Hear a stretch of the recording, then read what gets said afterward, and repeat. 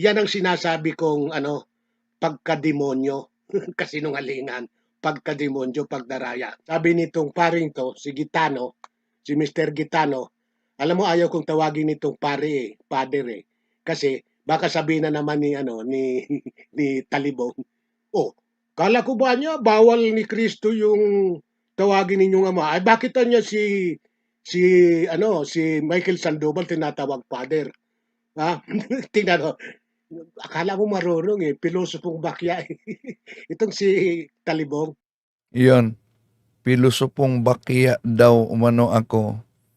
Di ba ba? Yun naman talaga ang aral nila na bawal ang pagtawag ng ama at ginagamit nila ang San Mateo Kapitulo 23.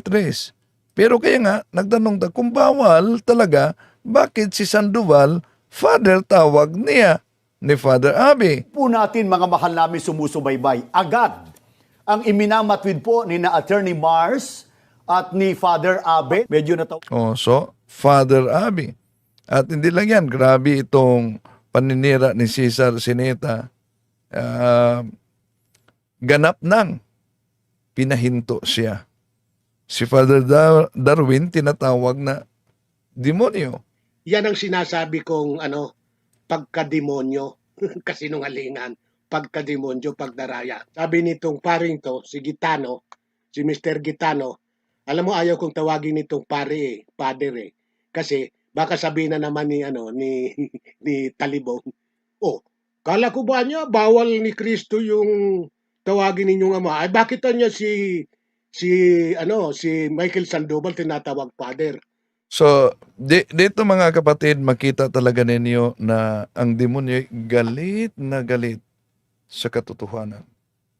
At ang simbahang katoliko na siyang nag-iisang tunay na iglesia na tatag ng ating Panginoon Jesucristo. Ito ang dahilan kung bakit pinagtulong-tulungan mula sa sikta ni Eliseo Soriano, sikta ni Felix Manalo, sikta ng 70 Adventist at iba pa. Pero napansin nyo ba? Yung parang katoliko Pilipinista kay Gregorio Aglipay, binanatan ba ng ibang sikta? Orthodox, binanatan ba ng ibang sikta? Katoliko lang talaga. Dahil nasa katoliko ang katotohanan. Tatalakayin natin at sasagutin natin itong tira nila. Kumusta sa lahat ating mga kapatid na sumusubaybay sa ating live streaming? Welcome. Bukas, kita-kita po tayo diyan sa St. Jansen, Paris. Sa Cebu City. Sa Basak. Parokya ni Father Noval sa St. Arnold Jansen Paris, Alumnos Basak, San Nicolas, Cebu City. At happy birthday kay Father Fran Villegas na nagdiwa ngayon sa kanyang karawan, ang ating spiritual director sa National Office sa Catholic Faith Defenders. At happy 24th anniversary din kay Father Ablong, exorcist ng Dumaguete. At sa lahat ng mga nagdiwang sa kanilang kaarawan, belated happy birthday kay Dr. Lee Andiching. Sa lahat ating mga kapatid na sumusubaybay sa ating live streaming, inanyayahan natin, huwag kalimutan na pindutin ang like sa ating live at huwag din kalimutang mag-subscribe kung bago ka lang at pindutin ang bell button para updated kayo, mag-comment at i-share ninyo mga kapatid. Kumusta sa lahat? Acknowledge muna natin ang mga pumasok ngayon sa comment natin. Welcome po sa ating mga kapatid na pumasok ngayon. Si Christy Concepcion Charlotte, Good morning po, Sir Windel and Ma'am Sara, God bless. Si Gans Dug, si Kubul naging ministro. Sino ba yung Kubul? Kuhol. Si Richie si Sinoro. Good morning, Bro Windel. Sa lahat ng mga taga-subaybay. Oh. So, sa lahat nating mga kapatid na sumusubaybay sa ating live streaming. Si Estelita Relos, hello. Welcome sa ating mga kapatid. Punta natin sa pananampalataya at katuwiran. Si Elsa Yangson, Dato Rap Saumay, kailan mo naging ama ang Diyos? Sinungaling ka, ibig sabihin, nanay mo si Maria, natatawa kayo. Okay, mukhang kaanib ito sa relihiyon ni Muhammad. Ang relihiyong tatag ni Muhammad, si Dato Rap Saumay. Dahil para sa kanila, ang Diyos, ang kinikilala nilang Diyos na si Allah, hindi naman yan tunay na Diyos, di yan pwedeng magiging ama at walang anak. Pero sa Quran nila, ang Diyos nila ay may iisang paa. Ano yan? Alien. Si Edson Asibis, watching from Canada. Si Alex Villabito, Jag Mobs. Sige, hintayin lang dahil kung matuloy yung debate natin sa mga Muslim diyan sa Tagbilaran, napakaganda yon, no? Dahil ang argumento ng mga Muslim, pag di mabasa, di paniniwalaan, kahit na yung tauhid, wala namang babasa sa kanilang Quran na salitang tauhid.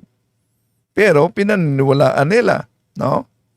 Okay, napakagandang talakayan yan. Abangan ninyo kung mangyari yan.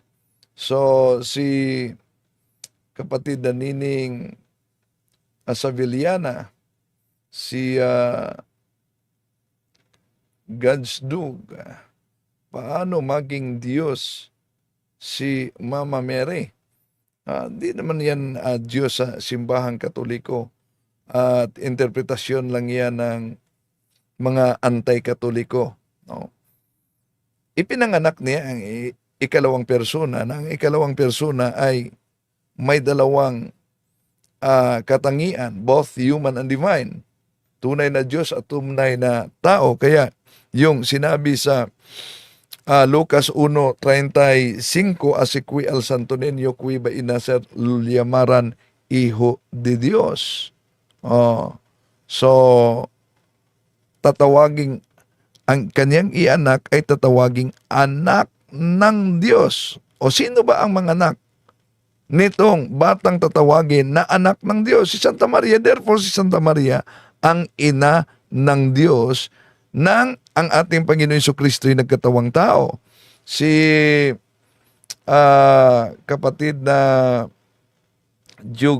Jeffrey Malulan, si Ganis Oranaris, Mary Manato, si Kaburnok, Fakmaster Spirit, si Lubro Windel, waiting na sa tulisin sa air supply na Bukalis ay sina Dinmar Santiago at Cesar Sineta. Si Margie Saligan, ang sarap kaya na mayroong ina. Mapalad maging kaming mga Katoliko dahil merong nanay si Santa Maria. Sana matuloy, Bro Windel, ang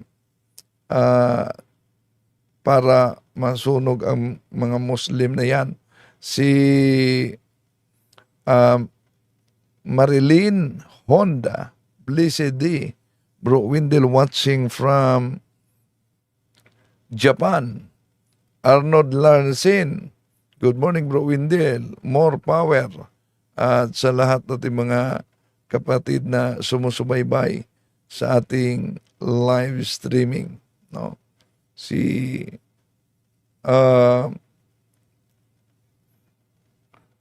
Lawrence Cubs, uy, bakit isang paalang daw? Oscar Suarez, at sa lahat nating mga kapatid na sumusubaybay. Si Halano Junior Ibarra, Bro Windel, sino ba ang Pangulong Pari? Si Kristo o si Kaipas? Sagot naman diyan. Well, kung sa mga Hudyo, tinatawag na Pangulong Pari si Kaipas. Pero sa mga Kristiyano na si Kristo ay tagatatag ng kaniyang iglesia, napakalinaw sa Hebreo, tinatawag siyang Pangulong Pari. Ang ating Panginoong Hesukristo. At si San Pablo, sabi ni San Pablo sa Roma Kapitulo 15, 16, siya ay naging alagad bilang pari. So, saserdote talaga. So, kung si Kaipas, mabasa natin na siya ay sa mga Hudyo sa tinatawag na Judaism. Pero kung ang ating Panginoong Hesus, mabasa natin sa Hebreo 4:14, Hebreo Kapitulo 7:26, Hebreo 8:1, si Kristo ang ating punong pari. Malinaw yan. Si Kristo ang ating punong pari. Sandali. Okay? So, ngayon,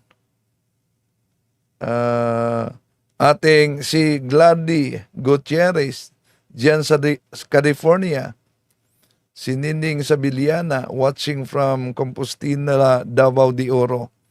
Okay. So, di na natin pa tatagalin pa mga kapatid.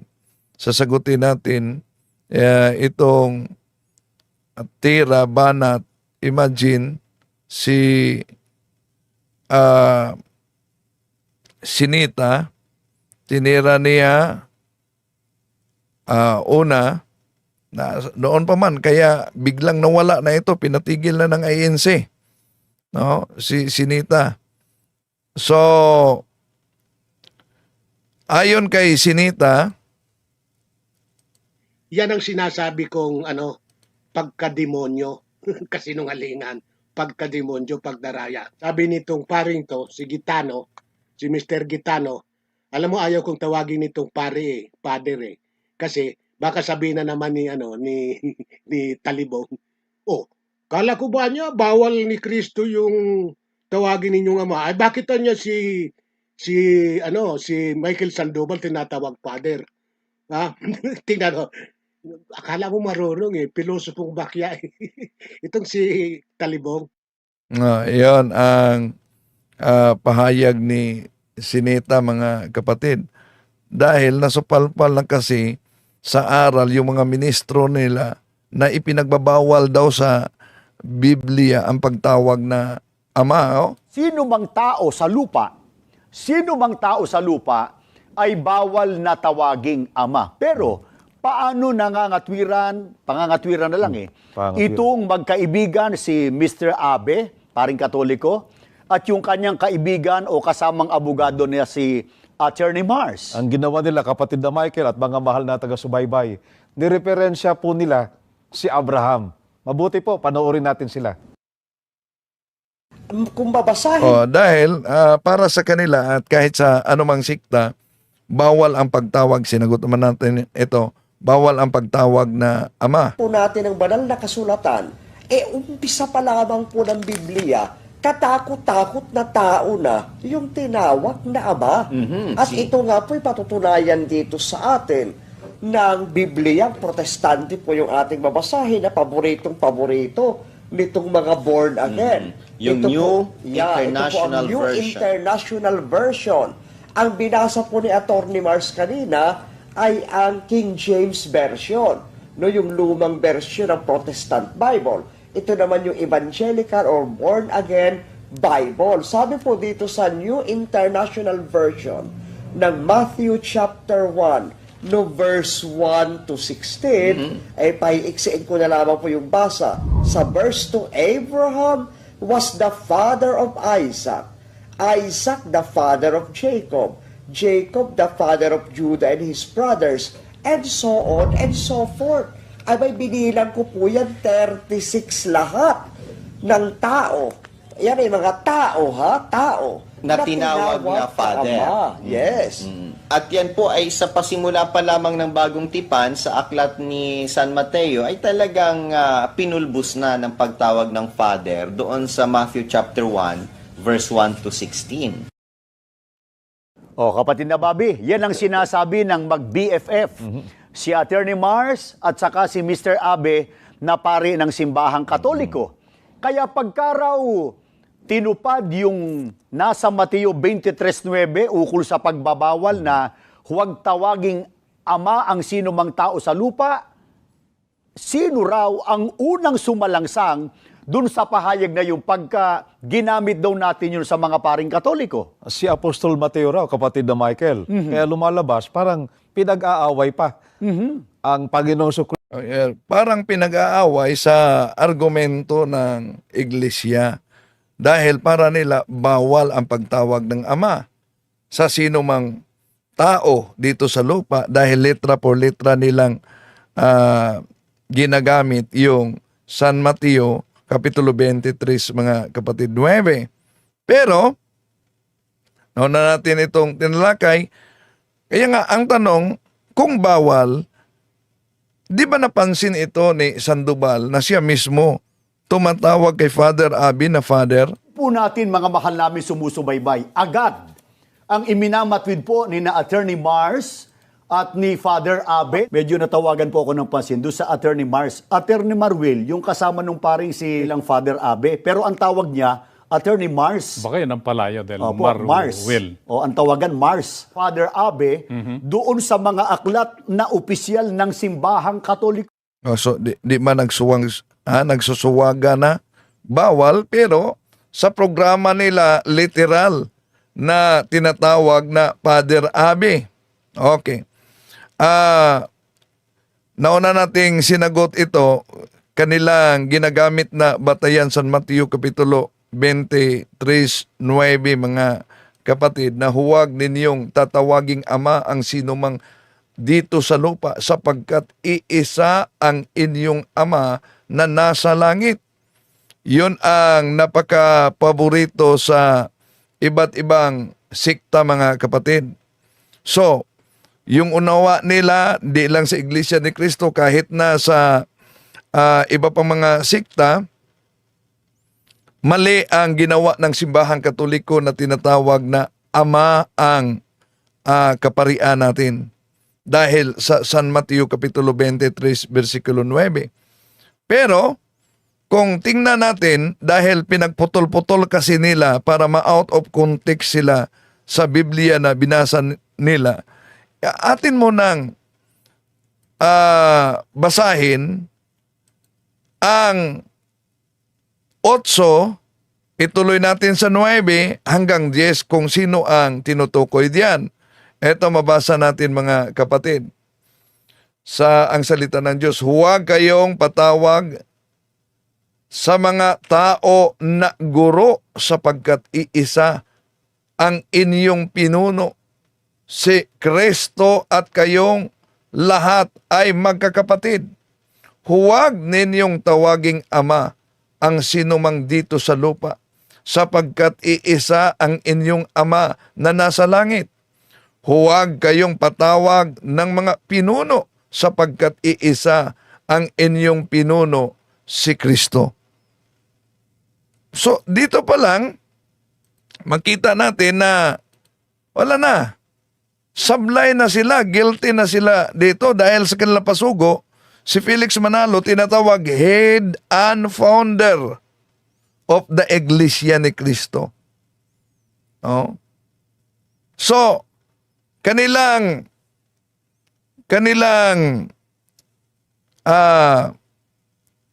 pinagputol-putol yon. Pero yung sinabi na bawal ang pagtawag ng Ama dito sa lupa, sa San Mateo Kapitulo 23:9, may dahilan yan kung bakit sinabi ng ating Panginoong Hesus. At para malaman natin ang dahilan, babasahin natin ang 12 at 13 kung ano ang dahilan, mga kapatid. Ito ang dahilan. San Mateo Kapitulo 23, 12, 13. Ang sino mang nagmamataas sa kanyang sarili ay ibababa, at ang sino mang magpapakumbaba sa kanyang sarili ay itataas. Ngunit sa aba ninyo, mga guro ng kautusan at mga parisyo, mga mapag-ibabaw, ito ay sapagkat sinira ninyo ang paghahari ng langit. Sinara ninyo ang paghahari ng langit sa harap ng mga tao. Hindi kayo pumasok, at ang mga pumasok ay inyong hinahadlangan. So nakita nyo ba ano ang konteks sa binasa diyan, mga kapatid? Ang konteksto sa binasa diyan para sa mga parisyo at eskreba na nagmamataas. Pero bawal nga ba sa Biblia ang pagtawag na Ama, lalo na sa pare? Diyan, butata na sila dahil sa Biblia, kung pag-aralan natin, si Mikas nga, direktang tinatawag na Ama yung isang pare. Saan yan mabasa? Nasa Judges chapter 18 verse 19. Ito mabasa natin. Be quiet, they replied. Put your hand over your mouth and come with us and become our father and priest. You are better off as a domestic priest to one man, or a priest of a tribe and clan in Israel. O, see? Napakalinaw na sa naturang talata, mga kapatid. Si Mikas, hindi lang basta yung sinabi ni Mikas, ang tinawag niyang Ama. Yung tinawag niyang Ama ay may tungkulin kung bakit tinawag niyang Ama, at ito'y magiging pare sa kanilang tribo. So kaya katulad din ang simbahang Katoliko, no? Tinawag natin ang ating mga kaparian na Father o Ama. Kahit nga si San Pablo, nagiging ama ako. Baka di nila yan nakita sa pagdala sa Ebanghelyo ni Kristo. At hindi lang yan, mga mahal na kapatid, ang kanilang atera kung bakit ang mga Katoliko ay daling madala, lalo na yung mga inosenteng Katoliko. No? Bakit? Daling madala ang mga inosenteng Katoliko. Ginagamit nila ang mga atake sa simbahang Katoliko para iligaw ang mga inosente at sasabihin sa simbahang Katoliko daw natupad yung aral ng demonyo. Kaya may nag-message sa atin. Kaya nga po, alang-alang sa lahat ng natin, mga mahal namin sumusubaybay, agad ang iminamatwid po ni na Attorney Mars at ni Father Abe. Sandali. May nag-message sa atin. Ito, nag-message sa atin. Pakita natin ang kaniyang message. Sabi niya, tanong, may taglay ba kayong aral ng demonyo na bawal at lumayo ng lamangkati? Bawal mag-aasawa at lumayo ng lamangkati o bawal kumain ng karne. Yon. At ang palaging ginagamit nila dyan, mga kapatid, sa pagtuligsa sa pananampalatayang Katoliko ay walang iba. Yung unang Timoteo. No? Yung unang Timoteo, sabi kasi diyan, binabasa ng mga ministro ni Felix Manalo. Kaya nga po, alang-alang sa lahat ng mga sumusubaybay sa atin, kapatid na Rene, basahin natin sa Biblia. Kung may binabanggit man po sa Biblia at talaga namang meron, ukol sa pagbabawal ng pag-aasawa, yun po ba'y kaninong aral? Aral po ba ito ng Panginoon Diyos? Tinityak natin, kapatid na Michael. Aral yan ng kalaban ng Diyos. Kaya ang sumusunod sa aral na yan, ang sinusunod nila, ang kalaban ng Diyos. Ganitong nakasulat sa unang Timoteo 4:1 hanggang 3, ngunit hayag na sinasabi ng Espiritu na sa mga huling panahon, ang iba'y magsisitalikod sa pananampalataya at mga kikinig sa mga espiritong mapanghikayat at sa mga aral ng mga demonyo. Sa talatan 3, na ipinagbabawal ang pag-aasawa at ipinag-uutos na lumayo sa mga lamangkati na nilalang ng Diyos upang tanggapin na may pagpapasalamat ng mga nagsisisampalataya at nangakakaalam ng katotohanan. Sa mga talatang binasa po natin ng ukol sa pagbabawal ng pag-asawa, aral yan ng mga demonyo. Hindi aral ng Diyos, kapatid na Michael. Kaya ba So, out of context na naman ang mga ministro ni Manalo, basta nabasa lang nila ang naturang Biblia, ang konklusyon nila na ang silibasi ng mga kaparian ay aral na ng demonyo. Kaya ito ang dahilan kung bakit may nagtanong sa atin, sigurado ako na kaanib ito sa iglesia ni Manalo. At para ipagtagpi-tagpi nila ang nakasulat sa unang Timoteo na binasa ng ministro ni Felix Manalo, na ito ang kanilang palaging binabasa, mga kapatid. So, gagamit sila ng aklat Katoliko. At ano yung aklat na Katoliko? Dahil una, sabihin nila, sino bang katuparan? Ano ang sabi ng unang Timoteo Kapitulo 4, 1-3? Ito ang mabasa sa unang Timoteo. Ngunit hayag na sinasabi ng Espiritu na sa mga huling panahon, ang iba'y nagsisitalikod sa pananampalataya at nangakikinig sa mga espiritong mapanghikayat at sa mga aral ng mga demonyo na ipinagbabawal ang pag-aasawa. So, yon.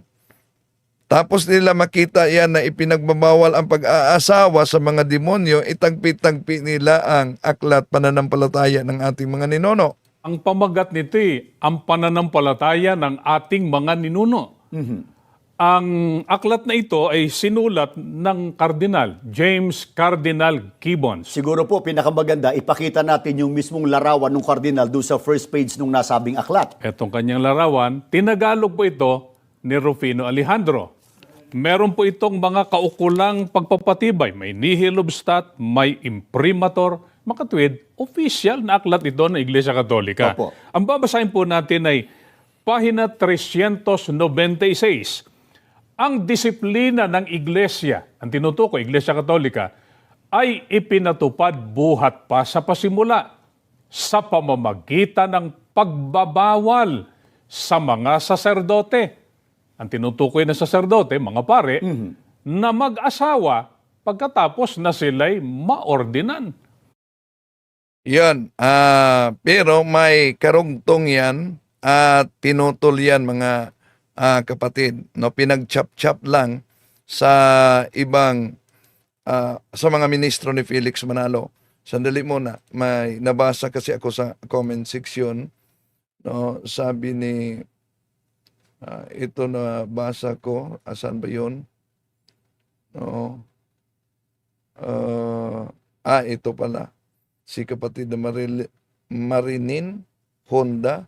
Tayong mga Katoliko, di na maninira ng ibang sikta. We are all brothers and sisters. Anak ng Diyos, that's our belief. God alone can judge us. Okay, maraming salamat kapatid. Sinagot lang natin yung paninira nila. At totoo naman na may iisang Diyos, pero hindi ibig sabihin na sa paglitaw ng iba't ibang mga sekta, ang lahat ng mga sekta ay sa Diyos na. Dahil may babala na ang ating Panginoon at ang mga apostolis noon. San Mateo 24:24, lilitaw talaga ang mga bulaang, mga mangangaral at marami ang madaya nila. Oo. At sabi pa sa unang Juan 2:18-19, nandito na ang mga antikristo, sila ay galing sa atin, ngunit sila'y humihiwalay sa atin upang makilala na sila'y hindi kasama natin.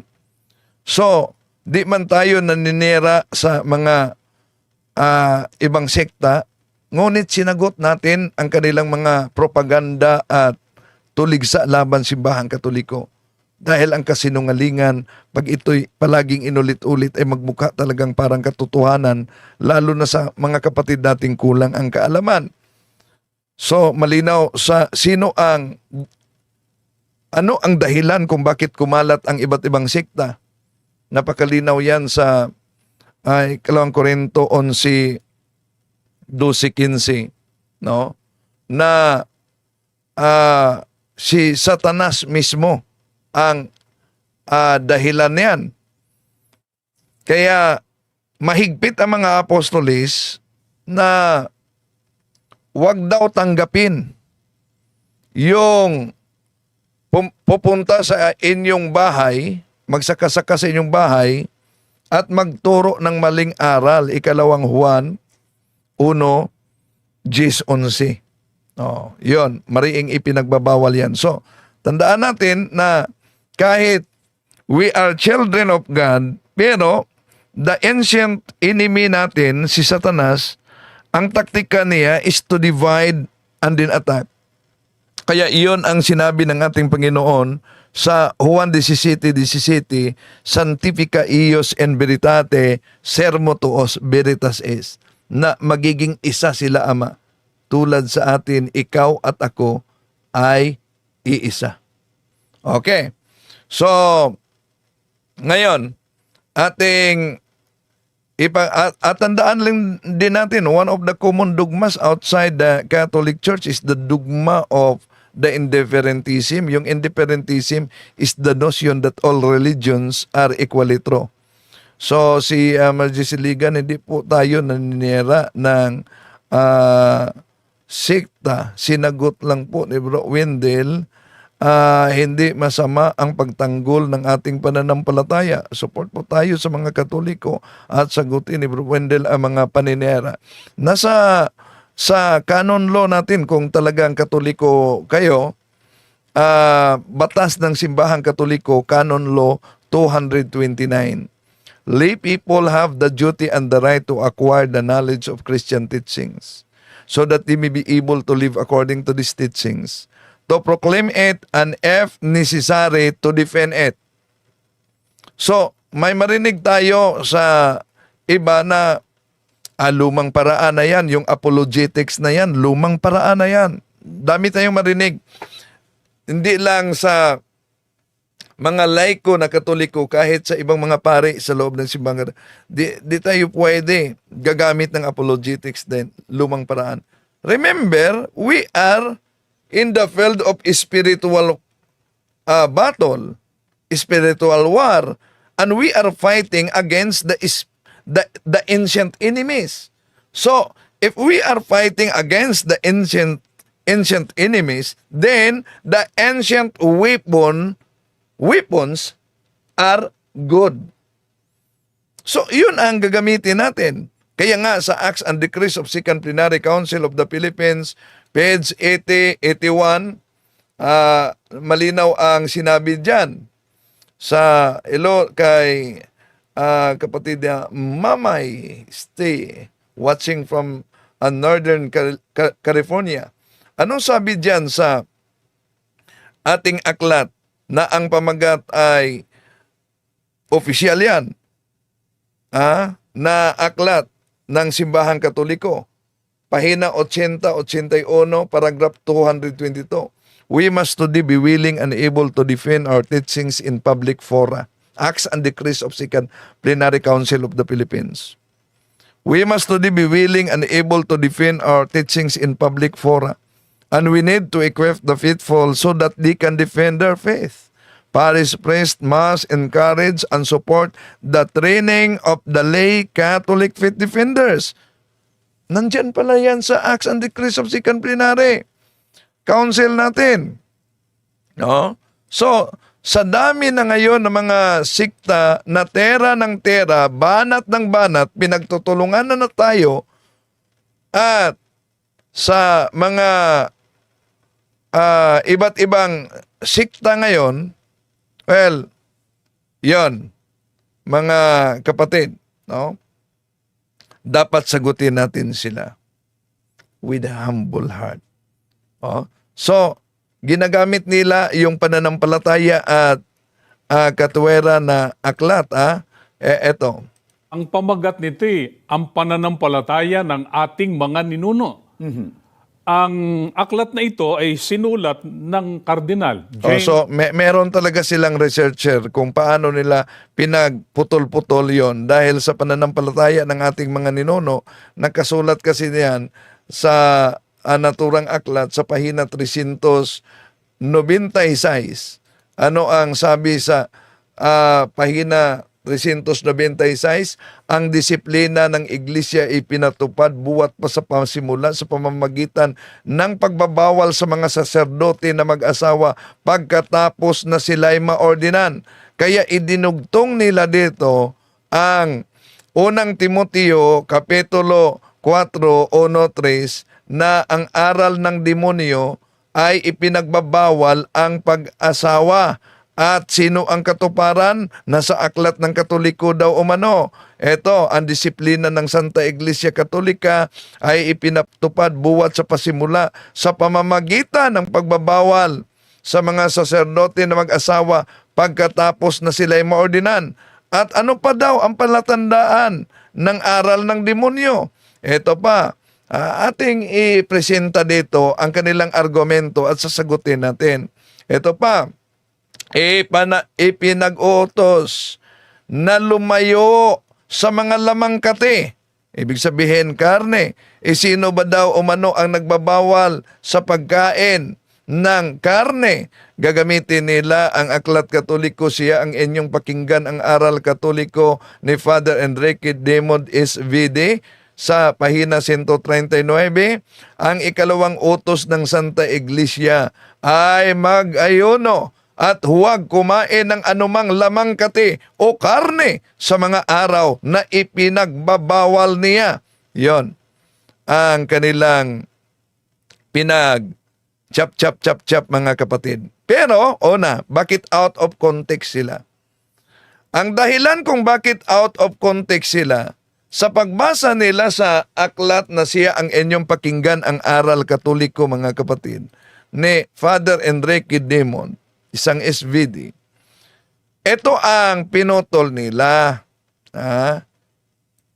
Ito ang pinutol nila. Makita ninyo sa pahina 396. Nang unang mga araw ng iglesia dahil sa kadalangan ng may mga bukasyon sa hanay ng mga walang asawa, ang mga lalaking may asawa ay tinatanggap sa pagpapari.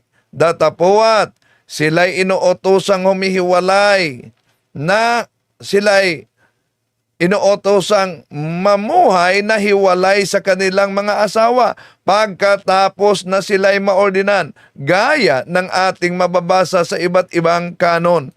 Yun ang kanilang iniwasan. Kaya kung tingnan natin ang kasaysayan, di naman lahat na lalo na sa Eastern churches, hindi naman bawal sa mga kaparian ang pag-asawa doon. hanggang ngayon. At kung tingnan natin ang aklat na The Edge of Faith by Will Doran, page 44, in the first 3 centuries of Christianity, celibacy was not required of a priest. He might keep a wife whom he had married before ordination, but he must not marry after taking holy orders. A no man could be ordained who had married 2 wives, a divorce, or a concubine. Yun ang nakasulat. Kaya bakit sinabi nating out of context sila? Dahil yung unang Timoteo Kapitulo 4, 1-3, may footnote yan kung ang babasahin natin ang Dewey version, kung sino ang tinutukoy diyan. Sabi ni San Pablo, sabi sa footnote, sino ang tinutukoy diyan? Yung Gnostics, yung Marcionites, yung Encratites, yung Manicicians, and other ancient heretics who absolutely condemn marriage and the use of all kind of meat, because they pretend that all fish was from an evil principle, whereas the Church of God, so far from condemning the marriage, hold it a holy sacrament. So, klaro ang sabi sa naturang footnote, dahil Bible must be interpreted according to the context in which it emerged, mga kapatid. No? So, yan, mag-ingat sa mga ganyan. Kung literal ang kanilang pag-unawa na ang pagbabawal sa pagkain ng anumang lamang kati o karne ay sa demonyo, di ba nila nabasa na may pagkakataon na si San Pablo ay nag-ayuno? Unang Korinto, 1 Corinthians chapter 8 verse 13. Therefore, if I eat causes my brother and sister to fall into sin, I will never eat meat again, so that I will not cause them to fall. So ibig ba sabihin na si San Pablo ay sa demonyo na siya ang may sulat sa unang Timoteo 4:1-3? Isip-isip naman pag may time, mga kapatid, no? Pero daming na dala sa ganitong mga propaganda ng mga anti-katoliko na dapat talaga nating sagutin. Hindi lang yan. Kung hindi pag-aasawa ay sa demonyo, di ba nila alam na si San Pablo wala ding asawa? Unang Timoteo Kapitulo 7:8. Ito naman ang masasabi ko sa mga walang asawa at sa mga biyuda, mabuti pa sa kanila ang mananatiling walang asawa tulad ko. Nang isiulat ito ni San Pablo, na mabuti pa sa mga walang asawa, mananatiling walang asawa tulad ko. Ibig sabihin, kung ang kanilang konklusyon, ang pagkawalang asawa ay sa demonyo na yan, si San Pablo. Ang ating Panginoon Jesucristo, walang asawa, sa demonyo na. So kung literal ang interpretasyon nitong mga anti-Catholic, lalo na sa mga ministro sa Iglesia ni Manalo, 1914, na ginagamit nila ang talatang unang Timoteo Kapitulo 4, 1-3, ilalabas na ang Diyos ay nagturo ng demonyo. Bakit? Dahil ang Diyos mismo may pagkakataon na ipinagbabawal niya ang pag-asawa. Saan yan mabasa? Jeremiah chapter 16 verses 1-2. Ito mabasa natin. This message came to me from the Lord. Do not marry any woman. You shall not have sons and daughters in this place. See? Napakalinaw, mga kapatid. Kaya mag-ingat talaga sa ganitong mga propaganda sa ating mga kapatid sa ibayong pananampalataya at sa iglesia ni Felix Manalo. Kaya, maling gamitin nila ang unang Timoteo Kapitulo 4:1-3 sa mga paring Katoliko. Dahil hindi yan tugmang na talata, mga kapatid. Kung meron mang talata sa Biblia na tugmang-tugma sa mga pare na may tinatawag na vow of celibacy, walang iba kundi ang Mateo Kapitulo 19, versikulo 12. For there are different reasons why men cannot marry. Some because they were born that way. Others because men made them that way. And others do not marry for the sake of the kingdom of heaven. Let him who can accept this teaching do so. So ano daw? Sino man ang hindi makapag-asawa, siya ang tatanggap daw sa utos ng ating Panginoong Hesus. Bakit? Anong sabi ni San Pablo o ng Corinto 7:32?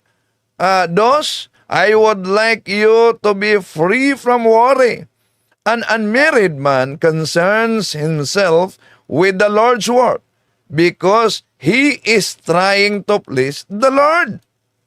Napakalinaw, mga kapatid. Kaya out of context na naman sila. Tugma at natupad talaga sa mga kaparian ng Simbahang Katoliko ang talatang San Mateo Kapitulo 19, versikulo 12 at ang unang Korinto Kapitulo 7, versikulo 32 na sa Diyos talaga ang silibasi ng ating mga kaparian at mga madre at hindi sa demonyo, mga kapatid. Bakit?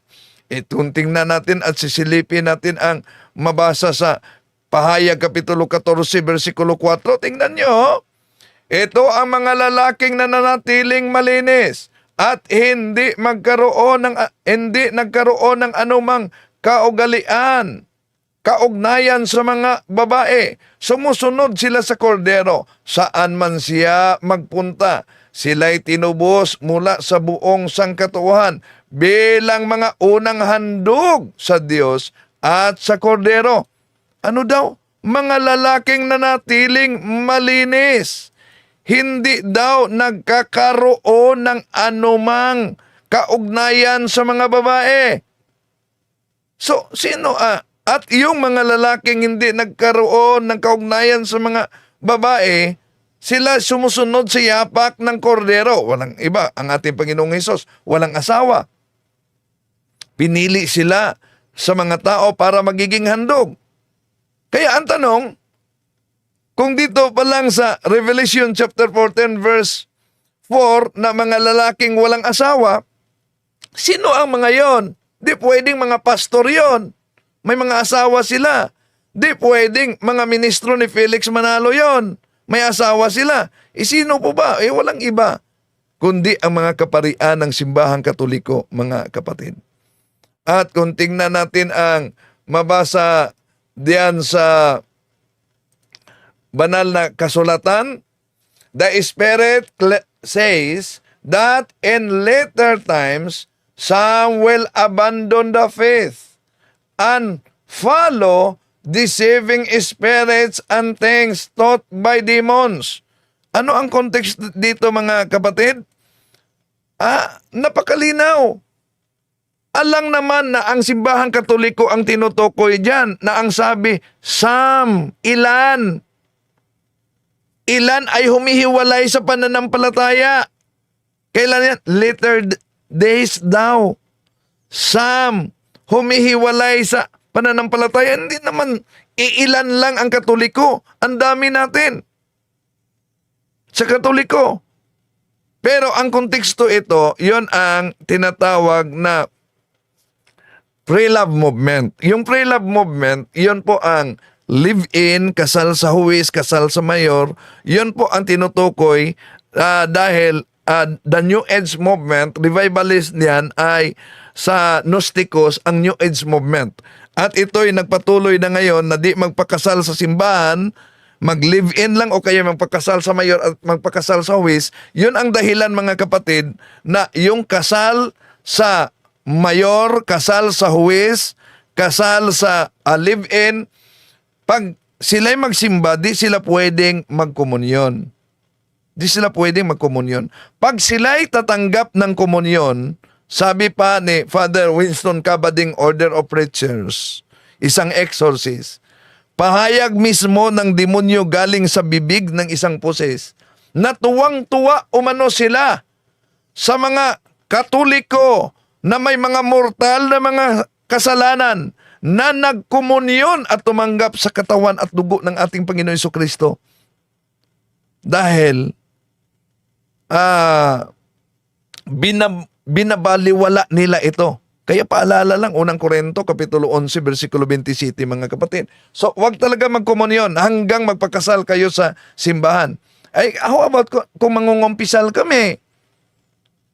Ang mga kaparian di din magbigay ng absolusyon dahil nanatili kayo sa naturang kasalanan. Okay. Si kapatid na Margie Saligan, kapatid na Mama Isti, we are so grateful for you, Bro Windel, and all other CFD defending our faith from various attacks from sects. Okay. Salamat po, Prodio et Ecclesia, kapatid. So, malinaw, no? Ano ang sabi? Na tingnan natin ang konteksto sa Biblia na ginagamit nila. The Spirit clearly says that in later times, sa mga huling panahon, sino ba ang lumitaw sa huling panahon? Di ba ang Iglesia ni Kristong Tatag ni Felix Manalo? Sino ba ang mga lumitaw sa huling panahon? Di ba itong mga sikta ngayon will abandon the faith? Sino bang katuparan sa unang Juan 3:18 na ito na ang mga antikristo? 19, sila'y galing sa atin, ngunit sila'y humihiwalay sa atin upang makilala na sila'y hindi kasama natin. At ano ang sabi sa unang Timoteo kapitulo 4, mga kapatid? Unang Timoteo kapitulo 4, ito, unang Timoteo. The Spirit clearly says, in later times, some will abandon the faith. O ang ilan, sa huling mga araw, di pwede ang Katoliko ito, hindi tayo ilan. At hindi tayo lumitaw sa later times. Dahil kung tingnan natin ang mabasa, mga kapatid, sa world history, the history of the Roman Catholic Church began in an upper Rome in Jerusalem almost 2,000 years ago. Kaya mag-ingat talaga nitong palagi nilang ginagamit at binabanggit ang aklat ni Father ani Cardinal Gibbons at pinagtagpi-tagpi nila ang unang Timoteo kapitulo 4 versikulo 1 hanggang 3, mga kapatid, at ipinatungkol nila yan sa mga kapariang Katoliko. Mali. Dahil napakalinaw na sa footnote lamang sa unang Timoteo kapitulo 4 1-3, ang tinutukoy diyan ay ang heretikong Ebionites at Gnostics at ang Manichaeans, mga kapatid, na mga heretics. Yun ang tinutukoy sa panahong doon. At hindi yung patungkol sa silibase na aral ng mga demonyo. At kung tingnan natin ang aklat na Europe Before Modern Times by O'Brien, malinaw ang sinasabi niyan. Europe Before Modern Times by O'Brien, page 363. They were called Albigensian from the town of Albi in France, and were also known as Catharos, pure or Catharis. Some of their doctrines were, all material things are bad, marriage is wrong, free love and suicide are good, all animal foods are to be avoided. Yon ang tinutukoy, mga kapatid. Kaya, ipasa ninyo ito sa mga kapatid nating Katoliko dahil matagal na kasi nila ang propaganda yan laban sa simbahang Katoliko. Dapat alam ito ng mga kapatid nating Katoliko paano sila sasagutin. Di naman natin sila kalaban. Dahil karamihan, lalo na sa mga ministro ni Felix Manalo, karamihan, mga handog yan. Ibig sabihin, sila'y sinilang na iglesia ni Kristong tatag na ni Felix Manalo noon. Hindi man ibig sabihin na dahil sila'y umanib sa siktang tatag lamang ng tao, wala ng kaligtasan. Dahil ang ating simbahang Katoliko sa Lumen Gentium number 16, through no fault of their own, do not know the truth, Church of Christ, but nevertheless seek God with sincere heart and try in their actions to do His will as they know it through the dictates of their conscience, they too may receive salvation. Basta inosente. Pero, kung alam mo ang katotohanan, 2 Thessalonica 2:10, sila'y di maliligtas dahil di nila tinatanggap ang katotohanang makapagligtas sa kanila. Ayon sa Lumen Gentium number 14, the Church of Christ must be in nature, in service, its servant through the 12 apostles. It is to this church that all are obliged to belong in order to be saved. Those people who do doubtful, deliberately refuse to seek out the true church, refuse to knowing it, cannot be saved. Say the Catholic Church is the ordinary means of salvation. Kaya kung mahal natin ang ating mga kapatid na nasa ibang sikta, dahil wala silang sakramento, wala silang mga sacramentals. Sa simbahang Katoliko, nandito sa atin ang fullness of truth. Kaya kung mahal natin sila, ating ipangharal ang katotohanan at sagutin ang mga tuligsa sa iba't ibang mga sikta with a humble heart, sabi pa ni Father Darwin. Maraming salamat po sa inyong pagsubaybay mga kapatid. Ito ang iyong lingkod, Brad Wendell Talibong. Hanggang sa muli,